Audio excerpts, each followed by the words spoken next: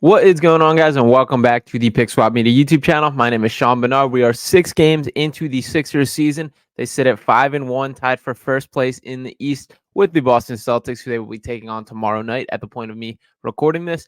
In this video, I just want to give a little breakdown on what I'm seeing from the team so far, why I'm so excited with what this team's looking like, and just dive in from player by player, position by position, what I'm seeing, why I'm excited. So let's hit that intro. Let's get right into it.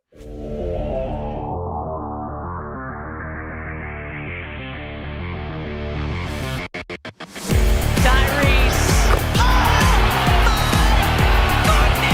Now to a wide open Tobias Harris. And Tobias drills it. Sixers up one. Embiid fakes Embiid down the lane.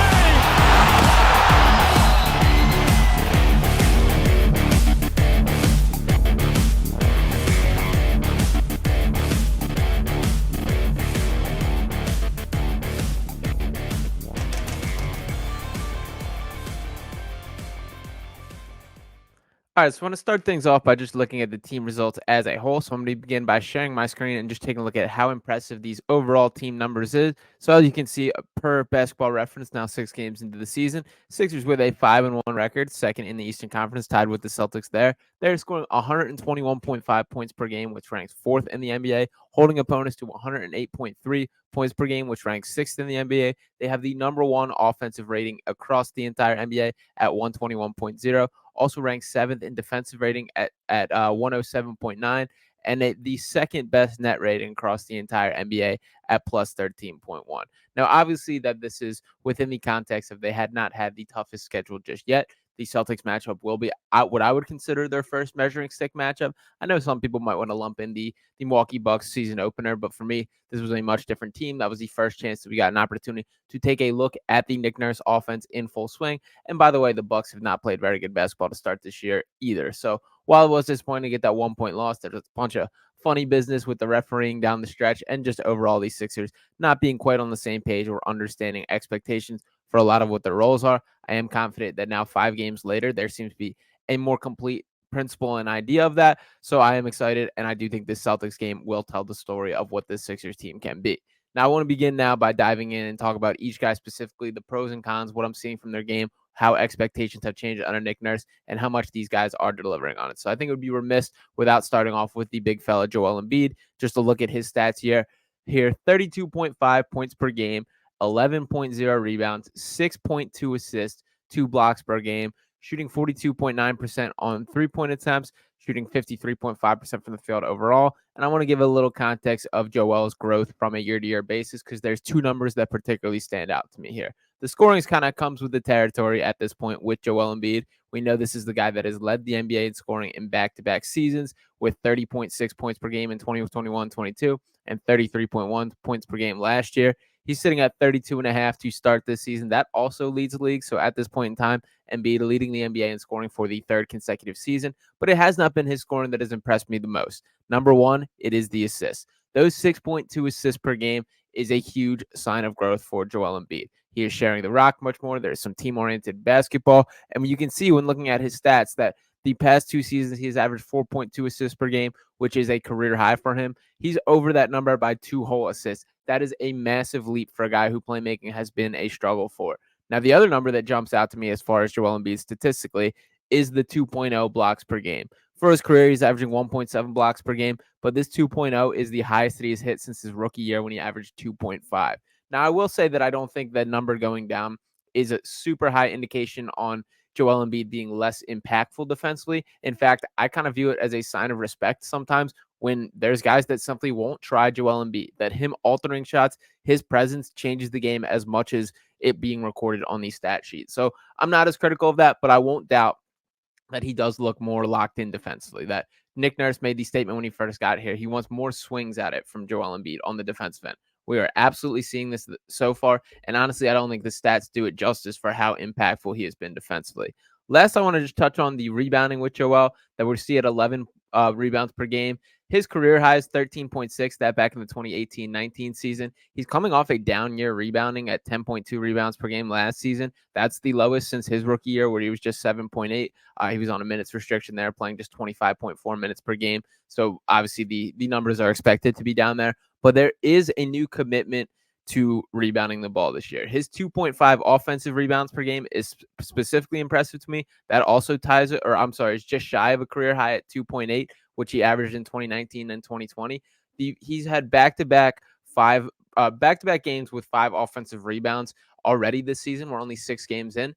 He did that twice all of last season, that he had 5 or more rebounds just 2 times. He's already done it twice to start this year. So I am very impressed with what I've seen from Joel Embiid. And just to speak on it as a whole, how he fits on this, number one, none of this happens without Joel Embiid buying in. And I want to make that point clear, that he is adapting to this more team-oriented style. We can see the ball is flowing much more. It's popping from guy to guy, much more movement, much more cutting. It takes Joel Embiid being willing to be a part of that for that to work. And that is what we're seeing, that there is more movement. There is more cutting. Guys are buying into their roles. So it is very exciting that he's a part of that. And number two, defensively, he's on a different level than he was. That it's very clear that Nick Nurse has the schematic tactic to kind of funnel things into Joel Embiid and him be the true rim protector to keep the scoreboard clean. He's doing that at a very high level.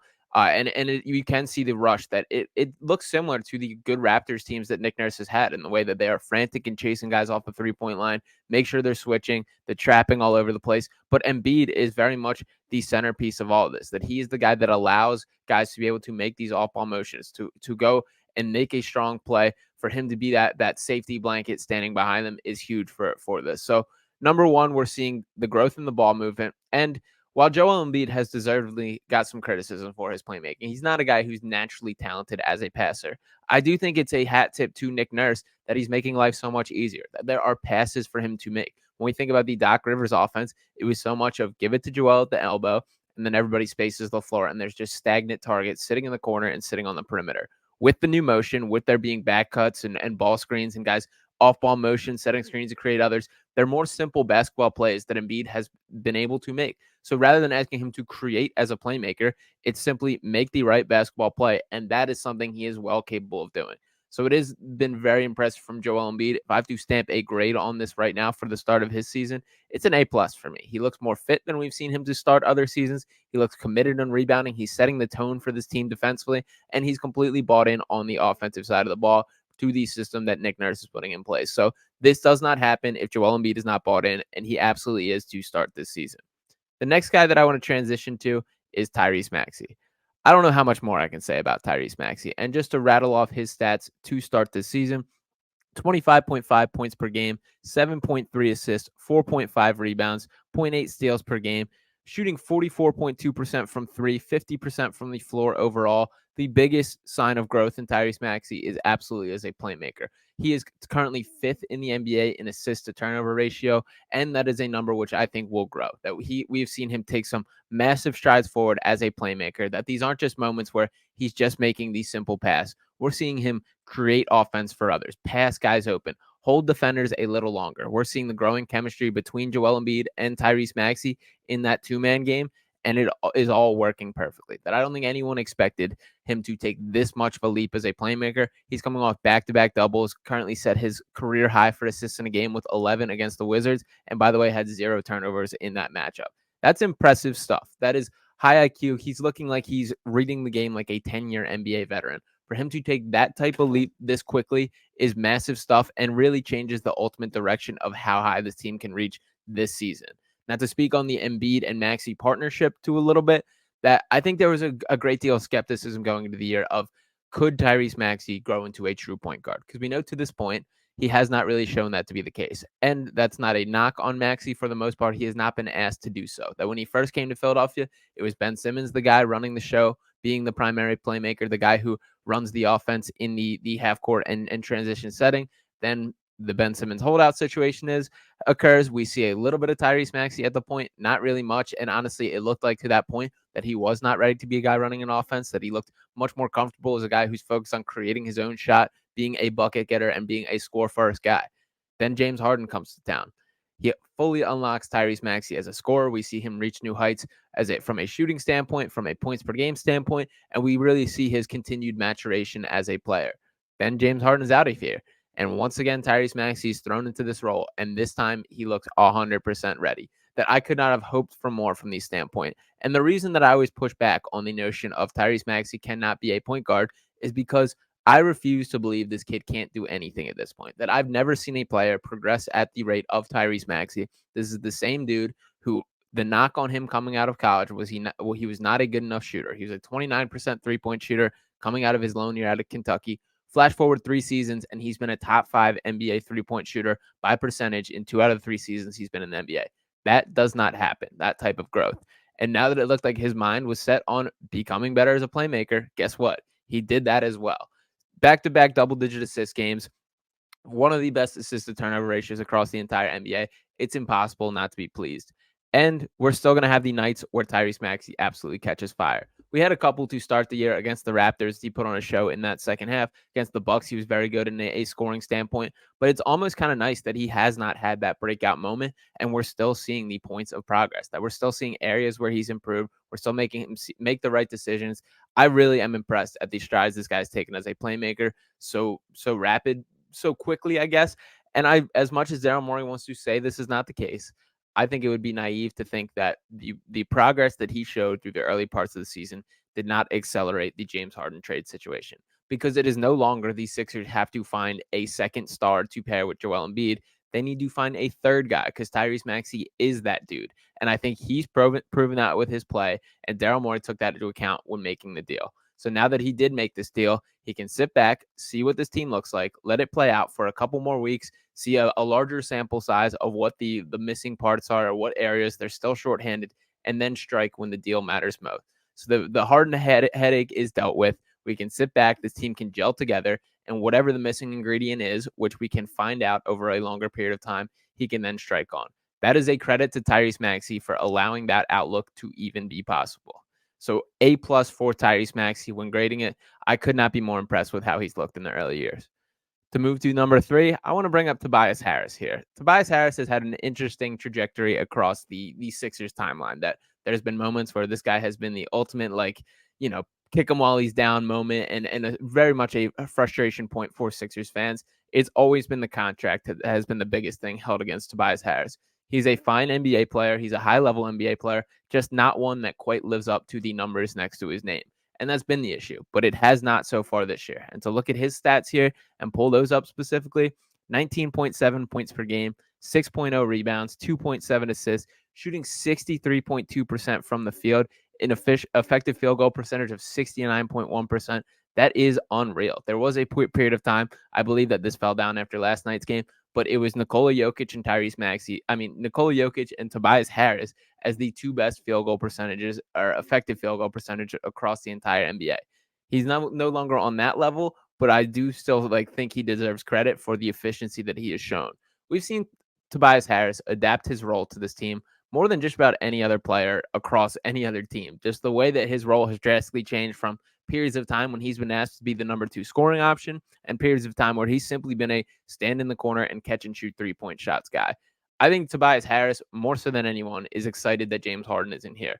For all the talk of us believing that James Harden could further unlock Tobias Harris, that really did not prove to be the case. That it was Tobias just seeing his role minimized. And by the way, I bet those leash comments from James Harden about his time with the Clippers and him being on a leash in Philadelphia had to infuriate Tobias Harris, because this is a guy who truly has sacrificed his role, who truly has done what is the best for the team while swallowing his pride to do so.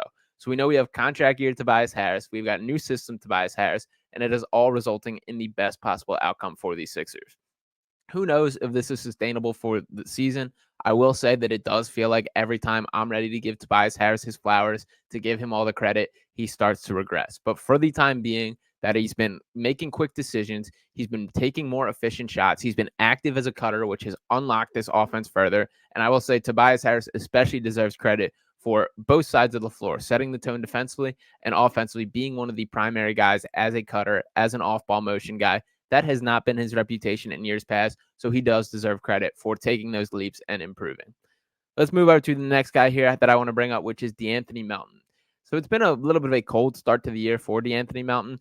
To rattle off his stats right away here, looking at this, we have 8.3 points per game, 4.8 assists, 3.2 rebounds, 1.3 steals per game, one of the top 10 in the NBA in deflections thus far, but shooting just 37% from three, which actually is up a decent clip after last night's game.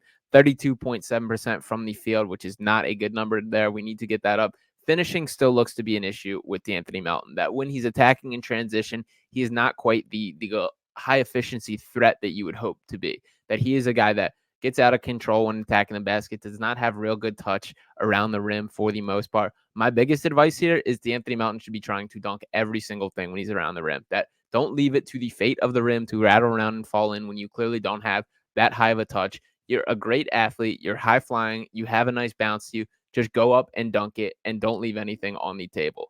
But there's still a lot of good that should be brought out from DeAnthony Melton.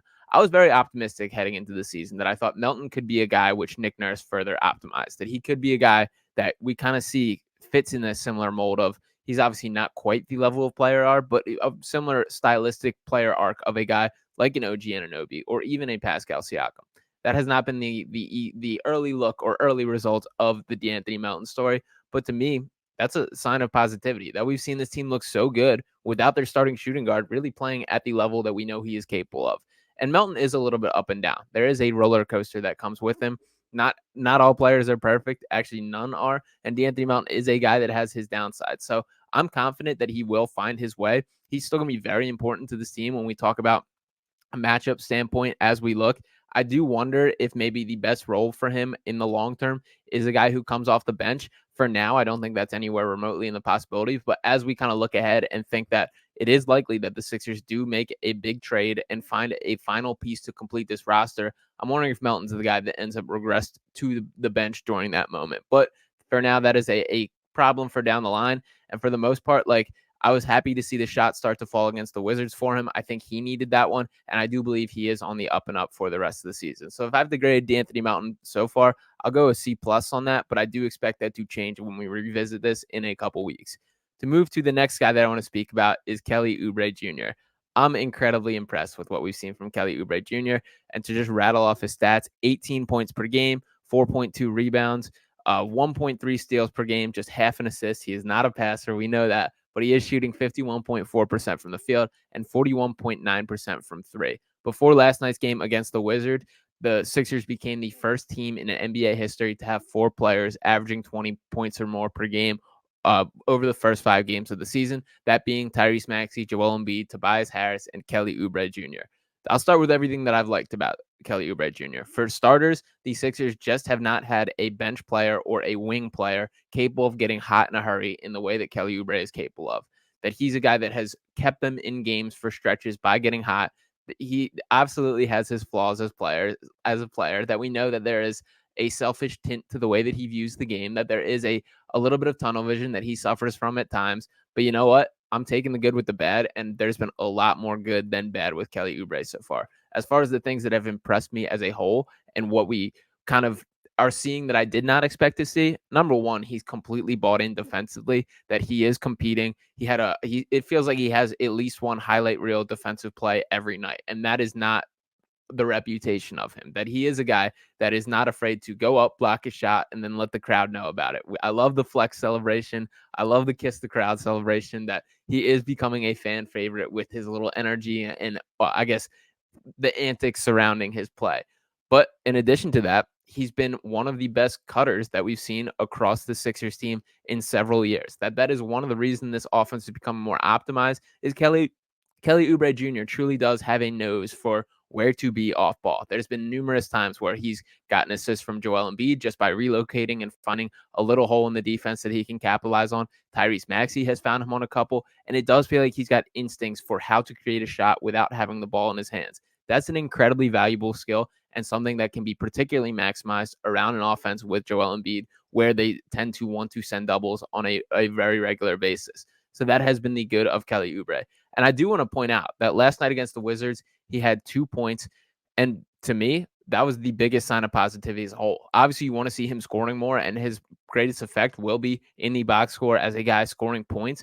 but he still was committed. He still was playing team-friendly basketball. He was still bought in defensively, and the 2 points that he did get were on an offensive rebound and a putback. If Kelly Oubre is willing to buy in and do the little things necessary over the length of the season, I'm all in on this guy rewriting his narrative here. We've never seen what Kelly Oubre Jr. looks like on a contender. I think the outlook is much different than on a bad basketball team in which he has free reign to shoot what he wants. Now, the critics of him will absolutely point out that it is not a coincidence that he has never played on a good team, but I do think that he sees the expectations for these teams are much different than a Charlotte Hornets or a Washington Wizards or a poor organization that he has played for with little hope for team success. He looks bought into what the vision for this Sixers team is. And by the way, Daryl Morey did mention when going on the Rights to Ricky Sanchez podcast that the Sixers were made Oubre Jr. a more significant offer at the beginning of the free agency period before the money kind of dried up.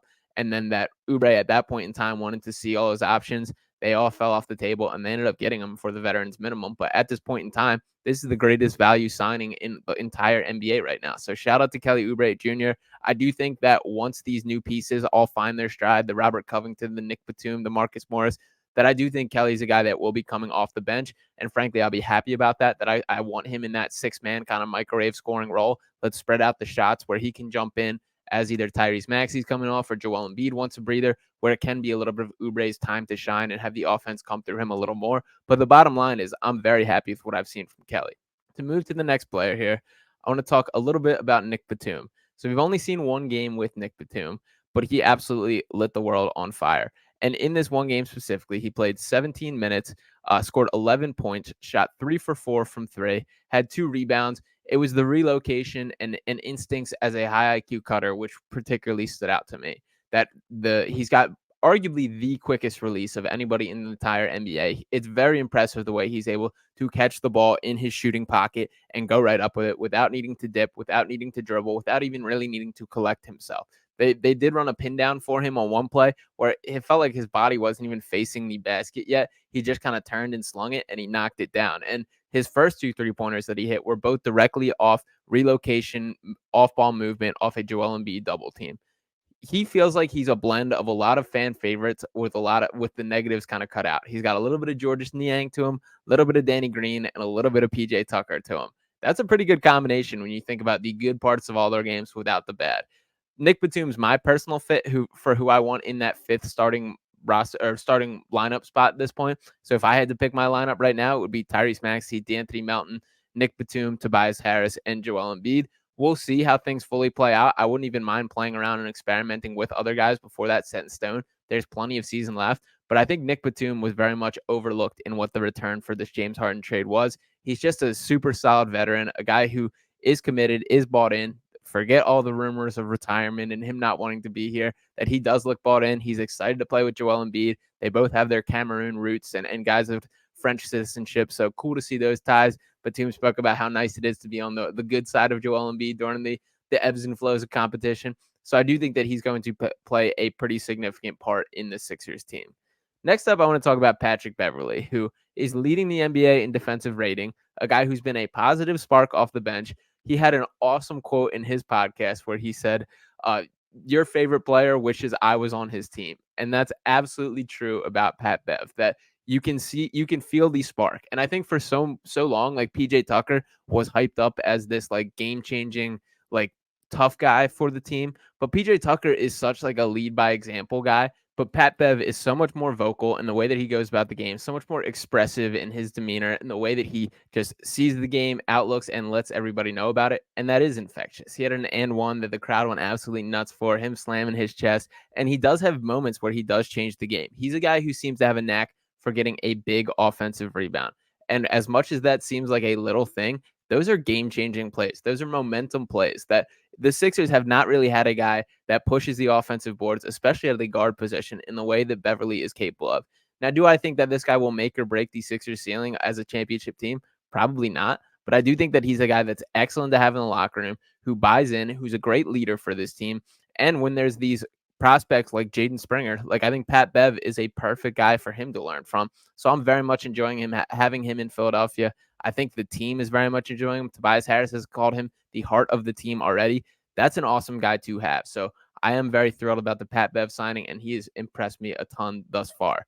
to keep going down the roster on other guys that have stood out, I'll kind of group a couple of them here. Actually, I'll talk about Paul Reed on his own so far. So Paul Reed on the season, a little bit of a mixed bag of results. Overall, the stats don't tell the full story. Averaging 4.2 points, 5.0 rebounds, 1 assist.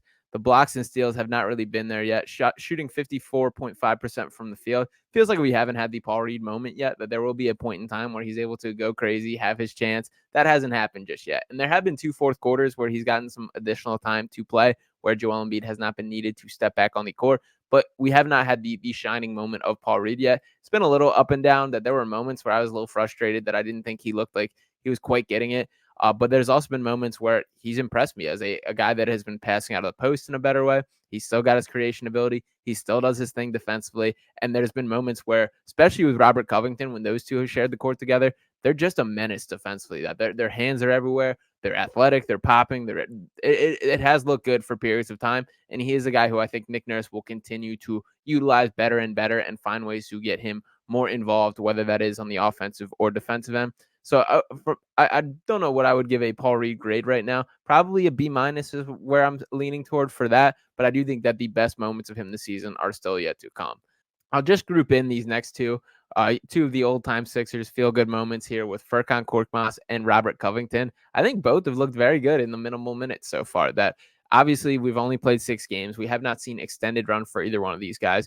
I do think that we're seeing a little bit of a Furkan Korkmaz resurgence, that he is a guy who has made the most of his minutes. It's cool to see that he's very clearly hungry, that he very clearly wants to earn his spot back. He's a guy that has survived 3 trade requests, and all this man wants to do is just step foot on the floor. And Furkan is still a pretty good player. Yes, he has his limitations. No, he's not perfect defensively, but he can attack a closeout. He's a good shooter. He's got some creation ability. He's even showed flashes of running the point guard with that second unit, which the Sixers need someone to do. That's still very much a battle on who's capable of that once Tyrese Maxey's off the floor, whether it is DeAnthony Melton, who's looked good in moments, but I don't think has a particularly good feel as a playmaker, whether that is Patrick Beverly, although that's not an awesome role for him either. So Furkan, if you want to win that role is there.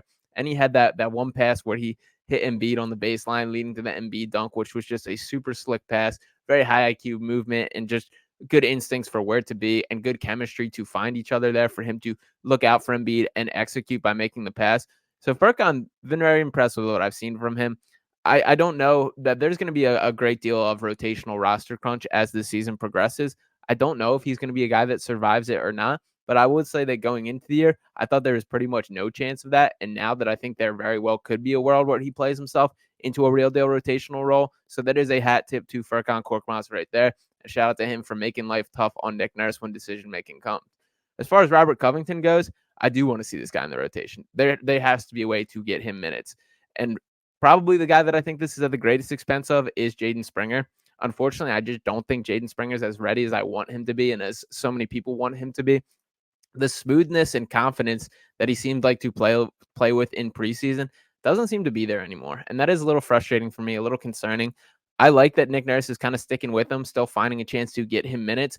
That should absolutely be the case. This is still a guy worth investing in, worth developing, and see what he can turn out to be as a player. But as far as a guy that should be ready for a playoff rotation, that is not who Jaden Springer is right now. That's unfortunately just not the way that I think that things are going to work out. And I don't think by the time this season ends that he'll be to that point where he could be ready. Yes, there's an argument to be made that this is the most special perimeter defender that is on the roster. And for that reason alone, it's worth, attempting to play him and give him minutes and opportunities to grow at this point in time. But I think there's just a little too much lacking on the offensive end to overlook. I don't want to compare it to Matisse Thybulle because they're very different players. But for Matisse Thybulle, he had to be so special defensively to make up for his offensive shortcomings.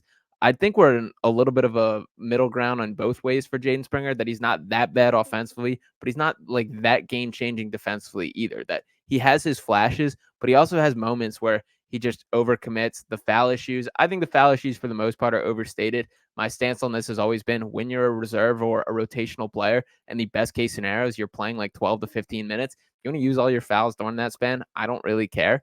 But there's still a point where if it's a bad foul, it's a bad foul. I've seen that a little bit with Springer. And I think a lot of it is come from his mentality of trying too hard to make an impact or trying too much to get noticed, that you kind of got to let the game come to you. He's still just 21 years old. This still is a bright future. Not counting this guy off whatsoever. But I do think at this point in time, as we talk about the depth of the Sixers roster, that I do think he's a guy on the outside looking in when we look ahead to the playoff rotation.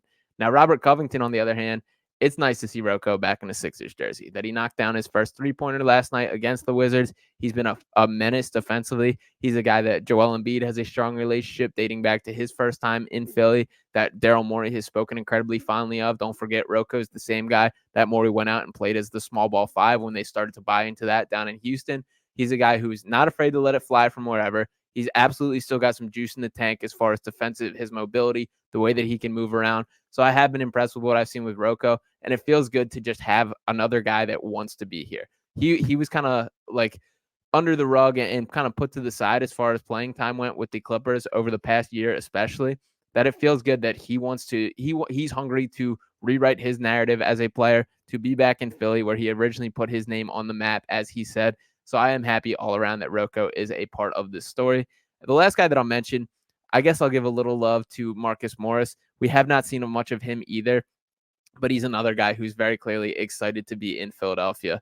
But the bottom line is this is a team with more depth than we've seen just about ever before on a Sixers roster. That they went 10 deep without Covington even stepping on the floor last night. And that was with Furkan, that was with Jaden Springer, each getting an opportunity, who are two guys I talked about on here.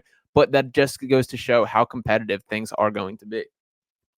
As far as the outlook as a team from here, it's still to be determined. That I could not be happier with the results of this organization so far. That as a team, the new stylistic changes are clearly making a positive impact.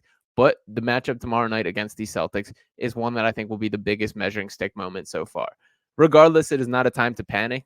Frankly, if they're just competitive in that matchup, it should be taken as a massive win. But we're not here for any, moral victories at this point. That this Sixers team is still built to compete. They have Joel Embiid, who is the best player in the world when he's playing at his best. That they can win every single night they have a chance to. Let's see what happens when they do measure against Boston. But I am really looking on how big of an issue is it to match up with the Jason Tatums and Jaylen Brown. That is still a point of concern for me, is who is our best option as a wing defender? Because DeAnthony Melton, a little small when trying to match up with Tatum. Can Nic Batum still move like that? Can Robert Covington still move like that? Is Tobias Harris ready to step up? There's still questions to be answered regarding the Sixers team. But for now, the vibes are high. Everyone's bought in. It's got better on a game-by-game basis. Everyone is believing in this new system. Nick Nurse has the guys playing at a level that some of these players I did not think were capable of, and the vibes should remain good for it. I'm excited to see where things go from here. There's still plenty to take with this Sixers team, but let me know your thoughts on how these Sixers are doing this year, what your most positive takeaway is, and what your biggest concern still remains. So make sure to drop that in the comments there. Drop a subscribe to the channel if you have not yet. Make sure to hit that like button as well. Want to hear from all you guys, and I'll be talking with you next time right here on Pick Swap Media. Peace.